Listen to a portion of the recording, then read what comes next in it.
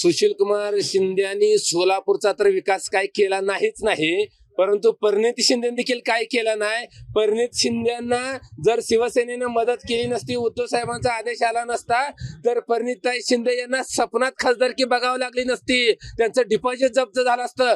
परिणिताई शिंदे खासदारकी फक्त तुम्हाला शिवसैनिकांमुळं, उद्धव ठाकरेमुळे मिळाली. तुम्ही मेहरबानकी मानाय सोडून तुम्ही पाठीत खंजीर खुपसण्याचं काम केलंय. पण आमचा तुम्हाला आता सक्त इशारा आहे, या पुढची खासदारकी तुम्ही सपनात बघायची. सपनात तुम्ही आता परत खासदार होणार नाही, ह्याची आता शिवसैनिक दक्षता घेणार. काल आमचे दैवत सुशीलकुमार शिंदे साहेब, सोलापूरच्या लोकप्रिय खासदार माननीय परिणिताई शिंदे यांच्यावर सोलापूरच्या शिवसेनेचे उपनेते शरद पवार यांनी एकेरी भाषा केली व त्यांच्या गाडीची तोडफोड करण्याची भाषा केली.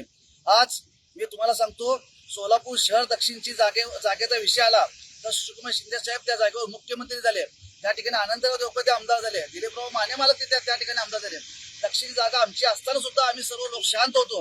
परंतु काल तू जी भाषा त्या शरद्या कुळीने केली, त्याला मला एक सांगायचं आहे. एकीकडे उद्धव ठाकरे एक सज्जन माणूस शिवसेनेचं नेतृत्व करतो आणि असल्या या फालतूक माणसाला शिवसेनेचा उपनेता केला आणि उद्धव एक प्रकारे बाळासाहेब ठाकरेंच्या विचाराचा एक प्रकारे अपमान झालेला आहे.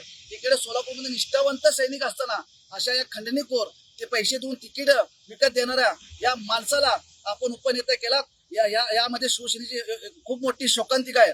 तो आपल्याला माहित असेल, सोलापुरामध्ये वाळू तस्करी व तसेच खंडणीखोर, बलात्कारी असे विविध गुन्ह्याने गाजलेला हा शरद कोळी याला सांगायचंय, तुझ्या ऑफिस समोरून तू कालचे वक्तव्य केला की ताईंची गाडी पुढील. मी तुला आज सांगतो, तुझ्या ऑफिस समोर मी आज बोललोय, तुझी गाडी ज्या दिवशी त्या ऑफिस समोर थांबेल त्या दिवशी तुझी गाडी फोडल्याशिवाय हा युवक काँग्रेसचा कार्यकर्ता शाळेत बसणार नाही.